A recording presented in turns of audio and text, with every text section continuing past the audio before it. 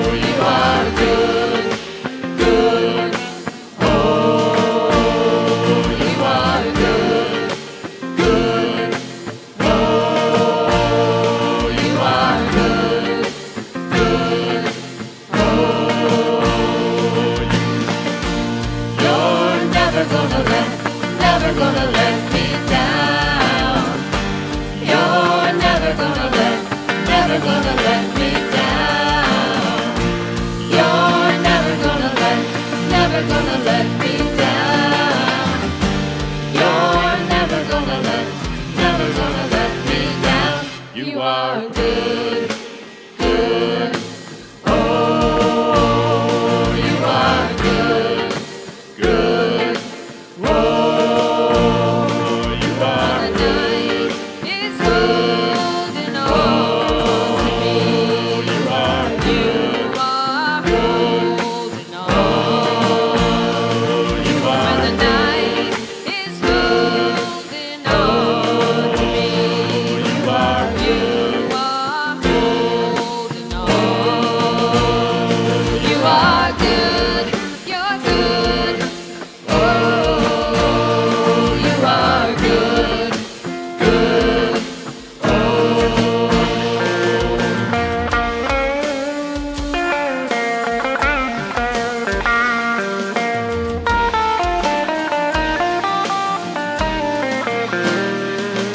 When the night is holding on to me, God is holding on. When the night is holding on to me, God is holding on.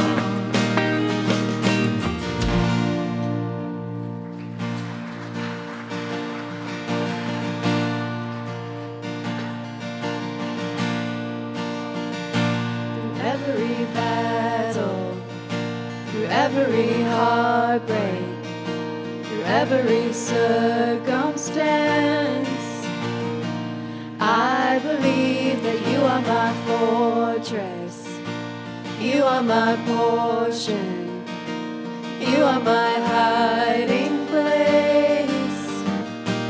I believe you are the way, the truth, the light. I believe you are the way, the truth, the light. I believe through every blessing, through every promise, through every breath I take. I believe that you are provider, you are protector, you are the one I love. I believe you are the way, the truth, the light. I believe you are the way, the truth, the light. I believe you are.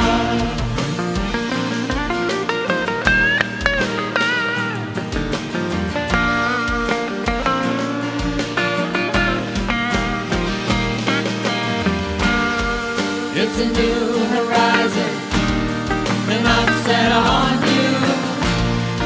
And you meet me here today with mercies that are new.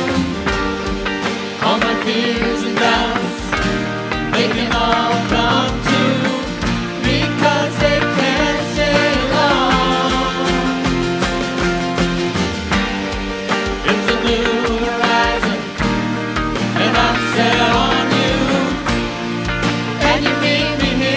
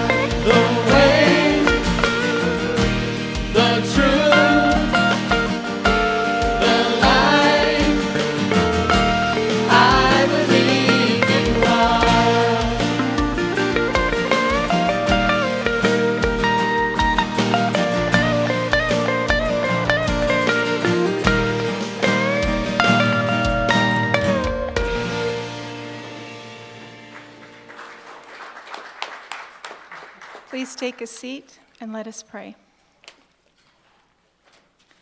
Lord God, your word says in the scriptures, Lamentations 3, that your love never ceases, that your mercies never end, that they are new every morning, and great is your faithfulness. Oh Lord, you know us. We fail in some way every day, and still you love us. You care for us. You watch over us. We ask you to increase our faith. Teach us to trust you. Open our eyes to see your glory. Open our ears to hear the voice of your Holy Spirit every day. Soften our hearts to let Jesus in and let him lead us in discipleship, and teach us to be faithful servants. In Yeshua's glorious name, we pray the prayer that Jesus taught us to pray. Our Father, who art in heaven, hallowed be thy name. Thy kingdom come, thy will be done, on earth as it is in heaven.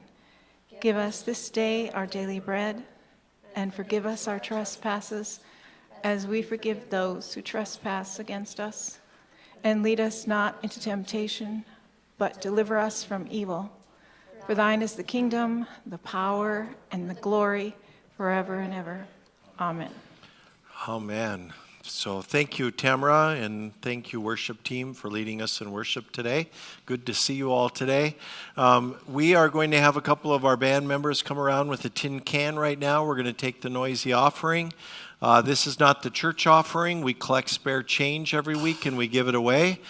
We have decided not to have a ministry here to help with the material needs of those less fortunate, but to try to help support the other ministries that do that. So we collect change every week and we share it with various ministries. This month in January, it is going to the YWCA, a very important ministry in our community, and we know that many people in our church family have been impacted by what they do. So I know they'll appreciate our noisy offering. Then I'm going to ask the ushers to come on down, and we will collect our church offering next, and they'll come and pass a basket. I always want people to know an offering is a chance to respond to God with your possessions and to support a local church, but no one is ever expected to give when you come to church. If you're new, we're glad you're here. Feel free to let the basket pass by you, and we thank you for anything that you do, and especially want to thank our church family for their generous and steady support of this ministry. Can I mention a couple of things? First of all, I want to remind you that on Sunday evenings there are meetings that take place here, some recovery meetings that take place here and at the House of Hope, but also there is a Bible study group that meets on Sunday evenings. We don't put the kind of the daily, weekly schedule in the bulletin. We have copies of that out on the entryway, and I encourage you to get one if you don't have one. We've actually recently added some new meetings as well, or new meetings have come to Lighthouse. So want you to be aware, but lots going on later today. I know last week I mentioned that in the new year, sometimes people are thinking of maybe joining something that might nurture their faith a bit. Reminder again that we have a Bible study on Wednesday nights that I lead. We have been going through the book of Romans. And I wanted to mention that this week we're going to start to move into Romans chapter 12. And in my opinion, it's one of the most interesting and coolest chapters in the Bible. We're going to spend a little time there. So if you are interested in maybe getting involved, this would be a great week to do so. Also, I want to remind you that we've started serving meals again on Thursdays prior to Celebrate Recovery. I think there's information in the bulletin about that. And then just one more little thing. If I could, I really am a believer in keeping the church informed of things going on. A couple of months ago, we had a meeting here where we invited state legislators from North Dakota to come and hear us talk about the state programs that our church works with. Free Through Recovery, Community Connect. We also talked about the newer program that we've been trying to work with called, well, it's not that exciting of a name, 1915I, it's the bill number, but it's a Medicaid billable program. And we had some legislators come, and one of them was very interested in perhaps supporting what we do. And so there is going to be a bill introduced in the state legislature this week in Bismarck in favor of supporting us with some financial dollars in these ventures that we do, both as state programs, but also as a larger kind of recovery community. And I just kind of want you to know that in case it starts to come out and you hear that. Also, some of you might know people in the state legislature. If you do, send them a note. Tell them, hey, there's a bill supporting a place that has made a difference in my life. And I can get you more information about that. But it has been an exciting time. I'm not really expecting any money, so that's a good approach, I think. But anything that does happen will be to our blessing, and if nothing else, it's an opportunity for us to contribute and get the word out. So keep us in your prayers. A few of us are going to Bismarck on Tuesday to testify before a legislative committee about that. So I wanted to share that with you today. All right, that's it. How's everybody? Good to see you all today. So we're going to start this way. My cat, excuse me, let me just start over. I was looking after my brother's cat when he called me to see how she was. I had to say, she's dead. My brother said, oh my gosh, you don't break bad news like that. Well, how do you do it then? Brother said, well, you say, that you're afraid you have some bad news. Your cat escaped outside, chased a possum up onto the roof. Unfortunately, the cat fell, and while you did everything you could, the cat couldn't be saved. I said, I understand. My apologies. Brother said, anyway, how's Mom doing? Well, she was up on the roof chasing a possum. Yeah. All right. So we have been going through the book of Genesis. We had taken a little break over Christmas, but we've been going through Genesis for some time. And when I started this series, I had titled the series Dysfunctionality, and you thought your family was messed up.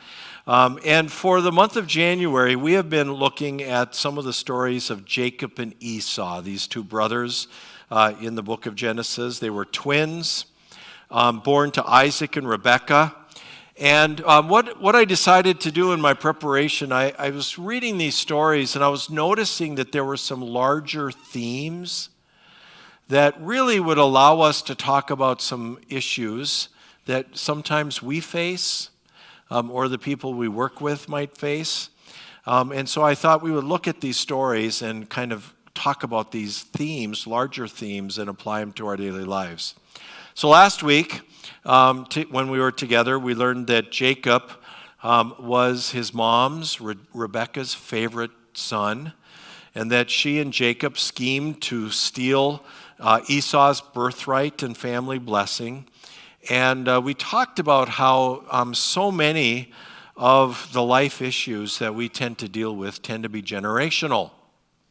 And so if you were here, we talked about how the apple doesn't seem to fall very far from the tree. Well, we left the story with Esau ticked off at his brother Jacob, and we pick up today with this verse. And we are going to look up and read a little bit of the story, but let me just share. Here's the verse where we're going to pick up today. From that time on, Esau hated Jacob because their father had given Jacob the blessing. And Esau began to scheme, I will soon be mourning my father's death, then I will kill my brother Jacob. Well, that's a good place to start, huh? And so we are going to read on. So you got some page numbers up on the screen. There are Bibles around you, church Bible, recovery Bible, if that's what you have today. And let me read on a little bit of this story. But Rebekah heard about Esau's plans, so she sent for Jacob and told him, listen, Esau is consoling myself by plotting to kill you, so listen carefully to my son. Get ready and flee to my brother Laban in Haran. Stay there with him until your brother cools off. When he calms down and forgets what you have done to him, I will send for you and come back, for you to come back. Why should I lose both of you in one day?" Then Rebekah said to Isaac, "I'm sick and tired of these local Hittite women anyway. I would rather die than see Jacob marry one of them." So Isaac called for Jacob, blessed him, and said, "You must not marry any of these Canaanite women. Instead, go at once to Paddan Aram, to the house of your grandfather Bethuel, and marry one of your uncle Laban's daughters. May God Almighty bless you and give you many children, and may your descendants multiply and become many nations. May God pass on to you and your descendants the blessings he promised to Abraham. May you own this land where you are now living as a foreigner, for God gave this land to Abraham." So Isaac sent Jacob away, and he went to Paddan Aram to stay with his uncle Laban, his mother's brother, son of Bethuel the Aramean. We're going to stop there today. So when I was reading this story, I thought, we sometimes deal with issues that cause us to wonder if it's time to go. So here's what we're going to talk about. Running away to start over. Does a new place solve my problems? Anybody here ever wondered that? And today we're going to search that question together. So we're going to start with our question, which is related to starting over. Here it is. How have you had to start over? So it's a pretty self-explanatory question. You can say a word about that. If you'd like to answer, you get Flint and Bill's attention. They'll run the mics. You stand up, speak directly in the mic, and give us a brief answer. My name is Brooke, and I would say yes, because I went through addiction for about 1.5 years, and I'll be a year sober February 6th. And it was kind of crazy, but got my son back and everything, my other two also. I've had a really hard time with going back to the same place because I seen the same people and they're still doing the same things. And if you want change, it helps when you have a new place or go back home to family or, put in the work to get your kids back. It's a whole new level, so I'd have to agree. Yeah, thanks, Brooke. It's awesome. All right. Hi, my name is Chad Nutt. I'm originally from Long Beach, California. I moved out here 28 years ago.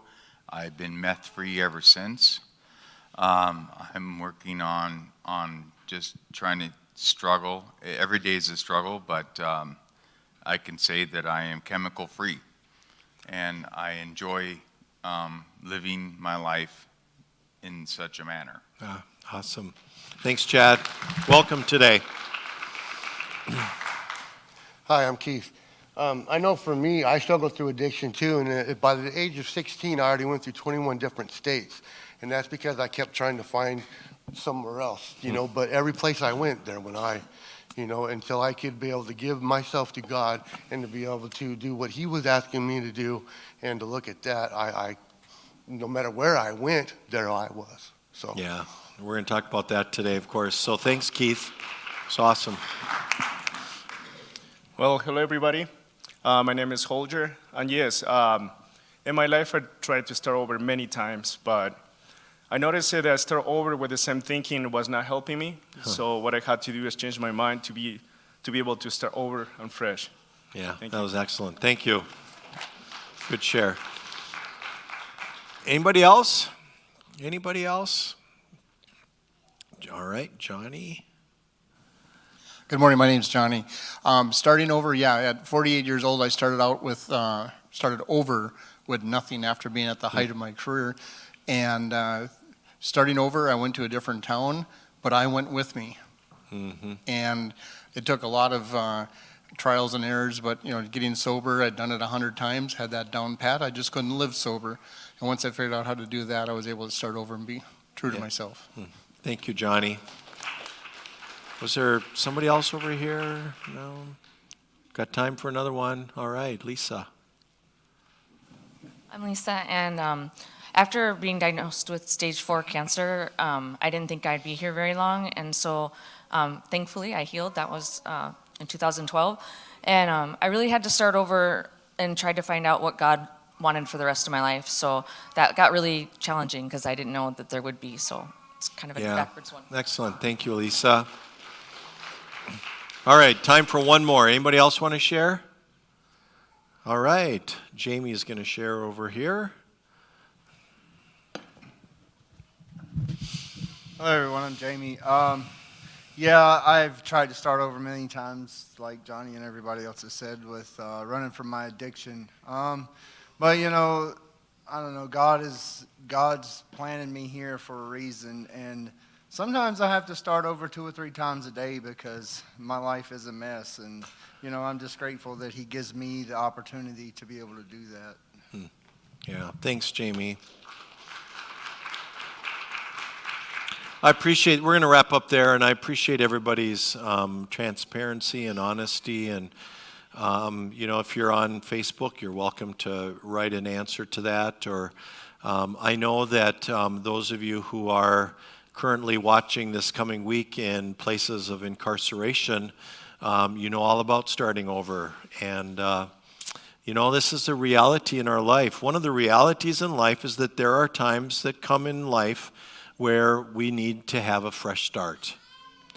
And I'm old, so I've had a lot of them, you know. So, for example, in 1983, I got married. Marriage is kind of a new beginning, as you perhaps know. It's a fresh start. So was having children a few years later. In 1989, long time ago, after finally finishing seminary, we moved to Bottineau, North Dakota, and I started my pastoral ministry. In 1994, a fresh start brought me to Fargo. These were significant fresh starts in my life. But there's smaller ones that also come along the way, like a new friend, a new activity you get involved in, social activities, or a new purchase. One that was kind of a little bigger than, you know, those even was like when my kids moved out. You know, it's a whole, you know, new gamut again in life. Of course, there are also mess-ups and screw-ups that also give us opportunities for fresh starts. Mistakes that we make, little ones and big ones. Sometimes they tend to be imposed upon us, like you're fired, or perhaps you commit a crime and you start over and it's imposed upon you. And often we experience a new beginning when we lose loved ones. Many people in this Lighthouse family struggle with addiction issues, mental and behavioral health issues. And I know that some of you come here with the hopes that maybe this could be a fresh start. One of the common conversations that I have here at Lighthouse Church when I meet new people is they're, you know, often in transition.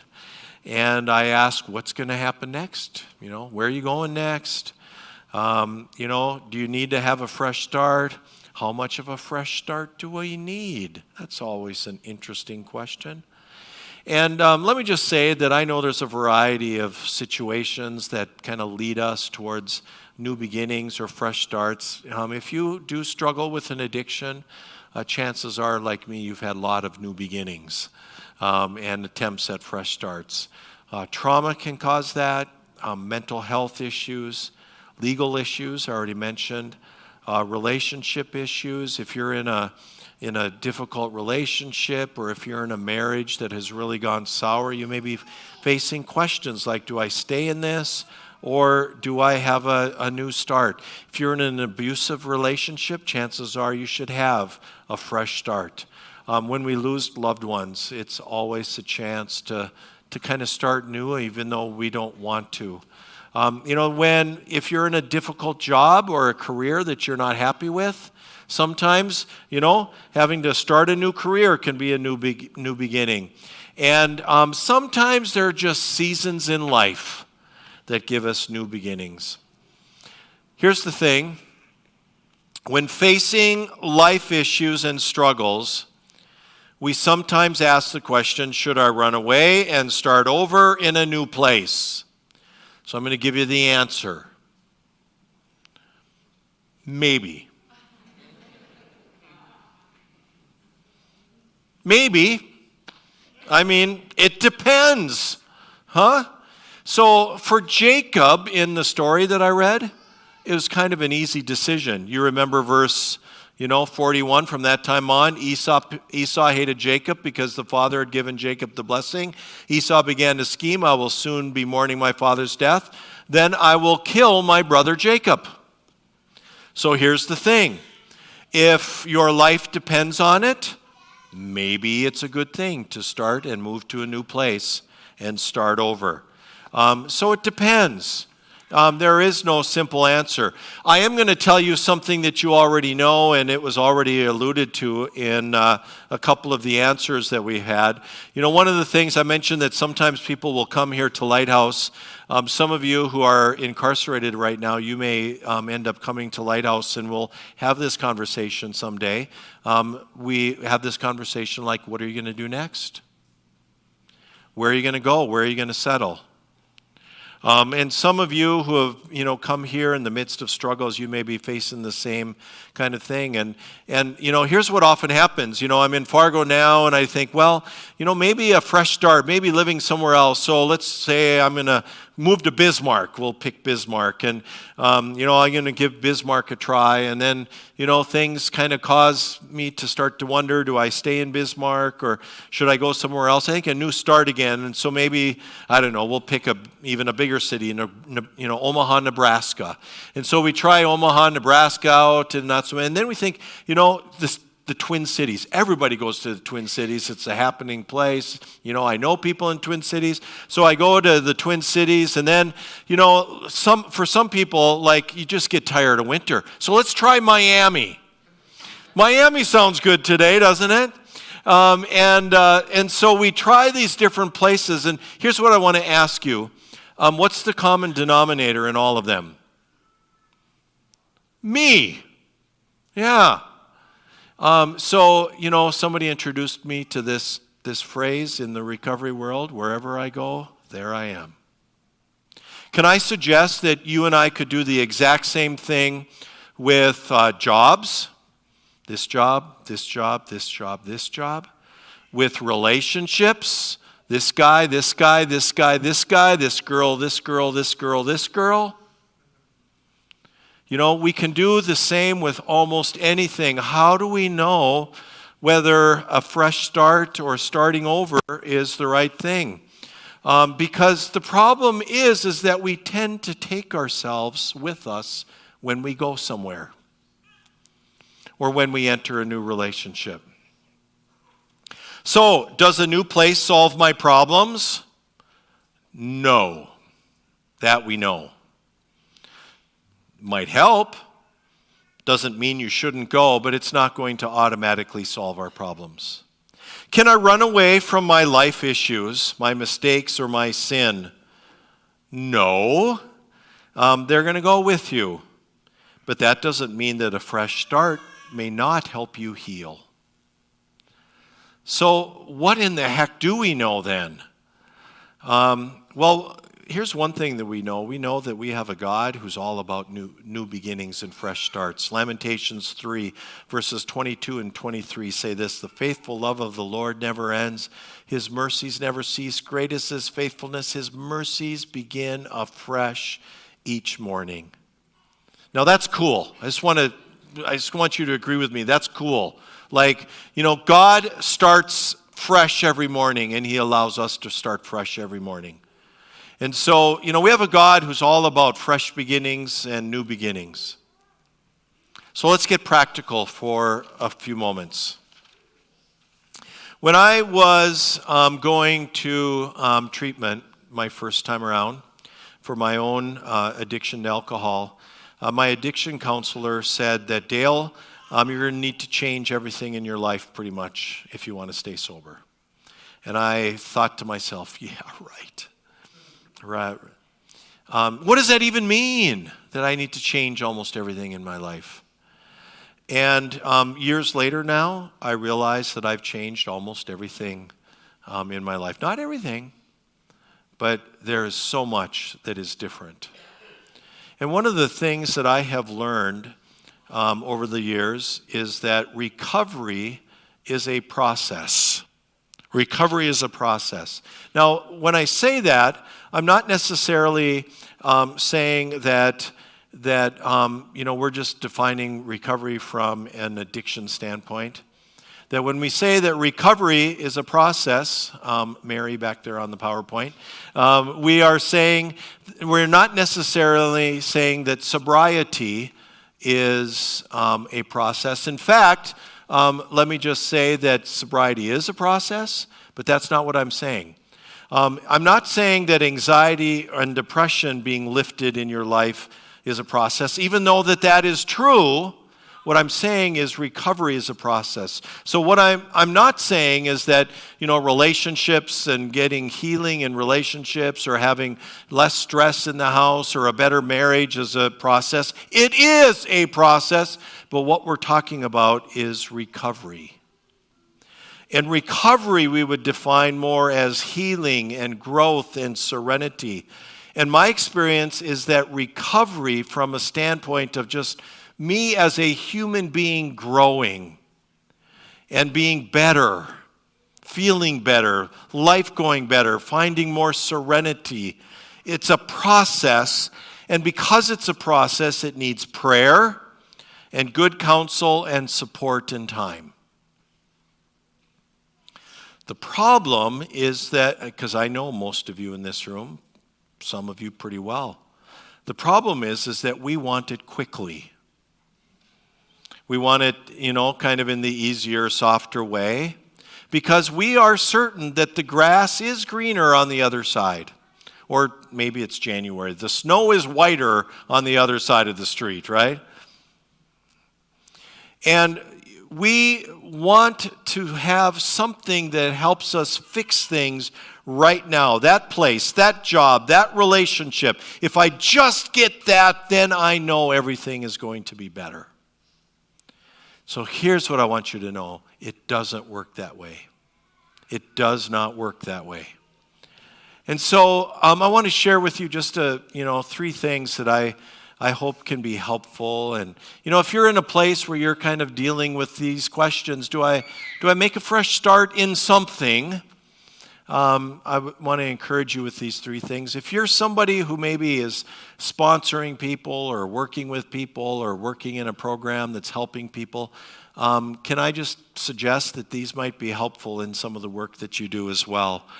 So here's the first thing I want to say. I almost start with this every time. Do an honest assessment of where you are today.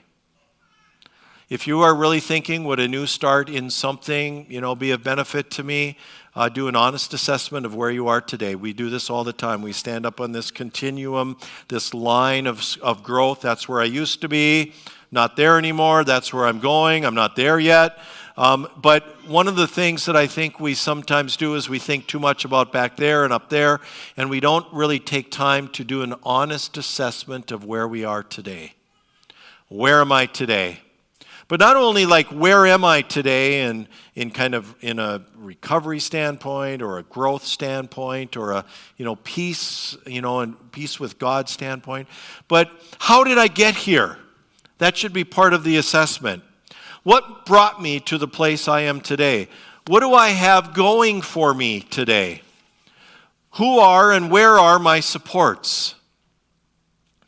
And do I have people who will give me honest feedback? And do I ask them about their thoughts as I'm struggling to make a decision? Here's the thing. Maybe you're a lot better at this than I am, but I tend to be better at asking people their advice after I've already made my decision or after I've already made my mistake.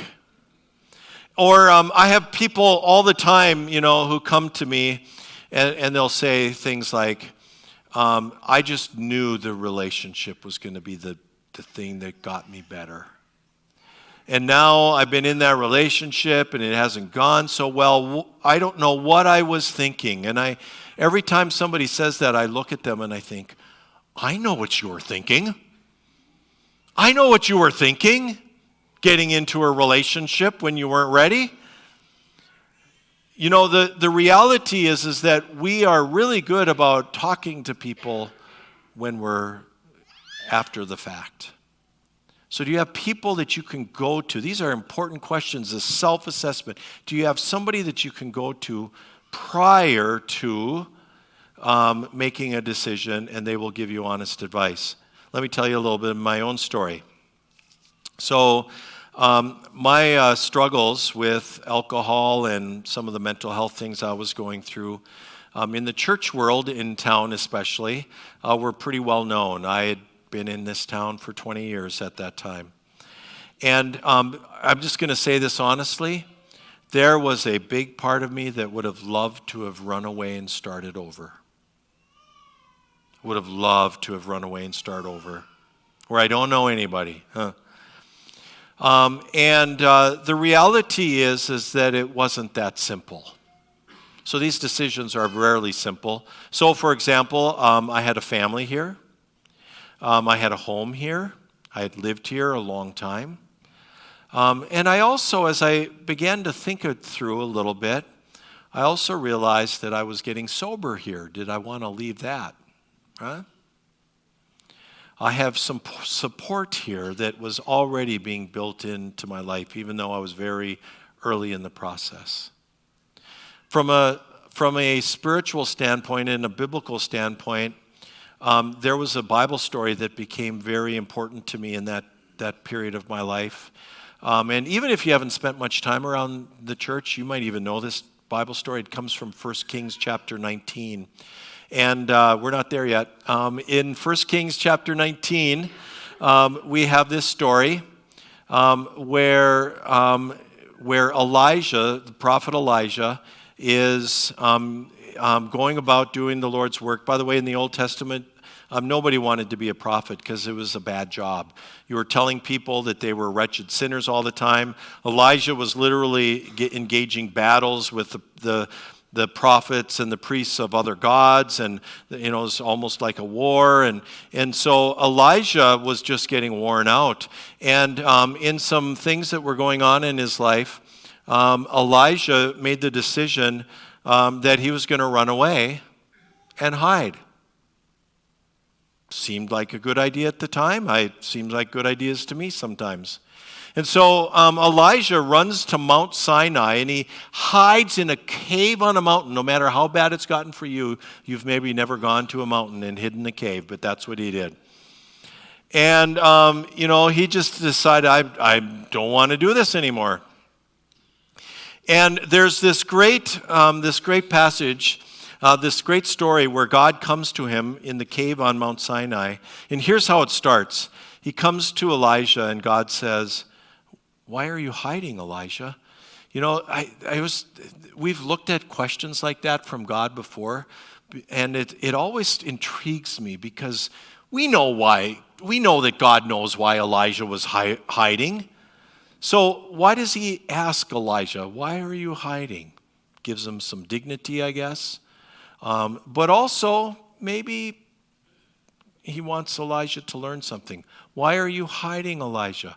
And you know what Elijah does is he whines. He says, "God, I've been serving you all this time, and I've been doing my best, and I've been engaged. Now they have a bounty over my head, and I'm afraid, and I think they're going to kill me, and so I'm hiding in this cave." And God tells Elijah, "I want you to get out of this cave. I want you to go out and stand on the side of the mountain."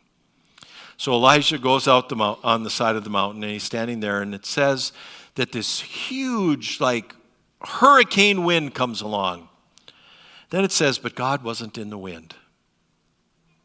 Then it says there's this huge earthquake that comes along, and it says that God wasn't in the earthquake. Then there's huge fire that comes sweeping through, but God wasn't in the fire, it says. And then Elijah hears this whisper. That's kind of what we tend to focus on, because I think God whispers to us some more, but quite often. But God whispers to Elijah, and he asks the same question. He says, "Elijah, what are you doing here? What are you doing here?" And guess what Elijah does? He does what you and I would do. "Well, I'm I was trying to do your work, and things weren't going well, and now there's a bounty on my head, and things are just not going well.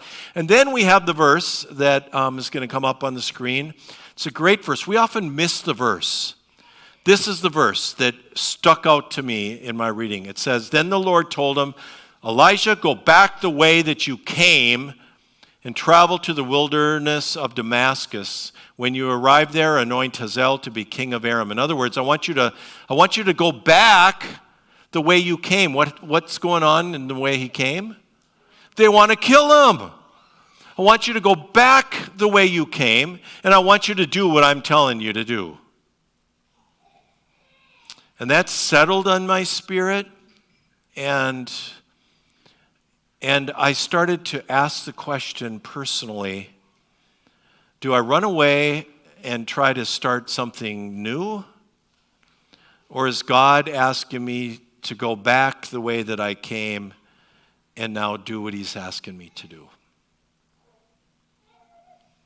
I was remembering this week a story that Don, a friend of mine, told me. Don was somebody I met early in my recovery. He actually helped start Lighthouse. He was around for a few years till his passing.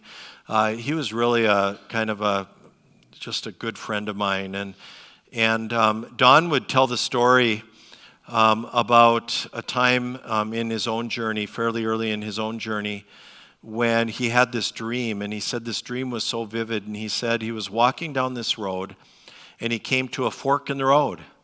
And he said, I came to that fork and I didn't know which way to go. And so he said, I asked God, I don't know which way to go. Which way would you like me to go? And he said it came as clear as day. He said, God told me to turn around, and he said, I don't want you to go on either fork in the road. I want you to go back and clean up what's been behind you first. And he turned around and he said the road was littered with bottles and syringes. And he realized that what he had to do first was to work through some of the past before he could move forward. Man, that's tough stuff. So where are you? Here's the first thing that we do. We do an honest assessment of where we are today. Secondly, I think we learned this from Jacob. Take responsibility for your steps forward. Take responsibility for your steps forward. Jacob had a plan. Jacob knew what was coming next. He knew what he had to do, and he moves forward following that plan. You and I often need to stop blaming other people. We need to stop playing the victim and saying, well, if you had my circumstances, we just need to accept responsibility as we move forward. It might be that the relationship that you were in, it went sour and it's not going to heal. Learn from what you did to contribute to that relationship before you move forward. Take responsibility. It may be that the job that you're in right now may not be the job that you want. It may be that you've got let go. Learn from the experience. Take responsibility for how you contributed to that situation, and then learn from it and take responsibility in moving forward. If you are dealing with addiction or mental health issues, we learn early on that we may have diseases that are not fully, in fact, not under our control at all. But we will learn, and we can know that in order to move forward, we have to take responsibility for our own actions. We have to get involved in a recovery program. We have to take the meds that we're being prescribed. We have to do counseling or support, and build a support team that will help us. So take responsibility for your steps forward. Finally, third, if you go, establish community right away. If you go, establish community right away. Jacob knew right where he was going. He was going to family, and that the family would help him and would take care of them. And so, when you go, if you are new in town and you're starting over, establish community right away. Now, it's pretty common for people who are in kind of a transition and they come through Lighthouse. They will often ask me, I'm moving to Miami, or I'm moving to Bismarck or Minot. Often it's somewhere in the state, and they say, can you help me find a church like Lighthouse? And unfortunately, there are not very many churches like Lighthouse. There's lots of good churches in this country, but there are not many like Lighthouse. And so that's not always easy, and we have to kind of weigh those things. But my encouragement would be to you to find a community, find a church home, find a place where you can settle if you are going to start over. One of the things that I do want to say specifically to those of you who have addiction issues and who are in or searching for recovery, your life depends upon the community support that you're going to receive. And it's one of the most important decisions that you're going to make. In fact, oftentimes we talk about needing to separate from our friends, to separate from the bad influences. That's really important. Just as important or more important is the people that we're now going to connect with. Can they be the people who give us support and who help hold us accountable, give us encouragement, and I would actually say who can help us grow spiritually as well in this journey of recovery and faith. Choose carefully if you struggle with an addiction because your life depends upon it. So here's how I want to end. Want to end this way. It's kind of an interesting topic. Should I run away and start over? Will that help? Here's what I want to say in conclusion. In case you're wondering, you can't run away from God. And I think it's important to say that because I think some of you have tried it. Maybe you're trying it today, and here you are. But you can't run away from God, and I can tell you, I can promise you with certainty that God will never run away from you. In fact, I'd like to have you read a few verses from Psalm 139. It's my favorite psalm. If you can grab a Bible and turn there, Psalm 139. And I want to encourage you to take this psalm with you this week. We're only going to read a few verses. You can read it all. But it's maybe something that we can reflect on this week as we think about this idea of fresh starts and new beginnings. I just want you to know that wherever you go, God's going to be there ahead of you. And you can't run away from Him. And if you've been running away from Him and now you've kind of settled back here and you're open, I just want you to know that God knew that this day and this moment would come in your life. And He's been here waiting for you all along. Verse 1, O Lord, you have examined my heart and you know everything about me. You know when I sit down or stand up. You know my thoughts even when I'm far away. You see when I travel and when I rest at home. You know everything I do. You know what I'm going to say even before I say it. Lord, you go before me and follow me. You place your hand of blessing on my head. Such knowledge is too wonderful for me, too great for me to understand. I can never escape from your spirit. I can never get away from your presence. If I go to heaven, you're there. If I go to the grave, you are there. If I ride the wings of the morning, if I dwell by the farthest oceans, even there your hand will guide me and your strength will support me. I could ask the darkness to hide me and the light around me to become night, but even in darkness I cannot hide from you. To you, the night shines as bright as day, and darkness and light are the same to you. I want you to know that no matter where you go, you can't run away from God. And the reason why God is always going to be there is because He loves you. I tell you this all the time. God's love for you is unconditional. He knows what you've done. He knows where you're going. There is nothing you can do today that's going to make Him love you more than He already did yesterday. Nothing you can do today that's going to make Him love you more tomorrow. That is the reason why He is with you. That is the reason He's going to be wherever you go. And so stop hiding. I want you to know that as you leave this place today, wherever it is that you're going to go, when you get in your vehicle, when you walk home, God's going to be there with you. If you get home and you're going to watch a football game today, those of you wearing Viking stuff, I want you to know that God's going to be there. So watch your language while the game's going on. You know, when you go to bed tonight, God's going to be there when you go to bed, and he's going to wake with you when you get up in the morning. God's going to be at work in whatever the struggles and the challenges and the joys that you're going to have this week. If you are watching online, God doesn't dwell in a church. He dwells in our hearts, and he's been with you the whole time while you've been home. If you are watching this coming week from incarcerated prison, it may feel at times that God is not present and that he has forgotten you. He has not forgotten you. He is there with you, and he is there with you because he loves you. Are you with me? God's going to be wherever you are. He's not going to abandon or forsake you because he loves you. He loves you, and he loves you. Amen. Let's stand up and sing.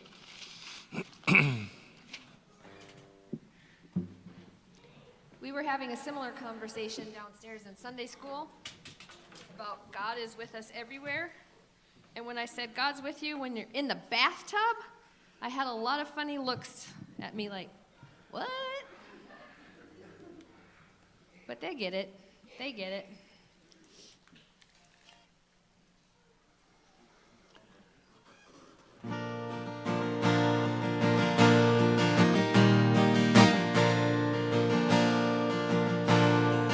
I searched the world, but it couldn't fill me. Man's empty praise, the treasures that fade are never enough, no. Then you came along and put me back together. And every desire is now satisfied here in your love. Oh, There's nothing better than you. There's nothing better than you, Lord. There's nothing. Nothing is better than you. oh, I know it's true. So I'm not afraid to show you my weakness, my failures and flaws. Lord, you've seen them all, and you still call me friend. 'Cause the God of the mountain is the God of the valley, and there's not a place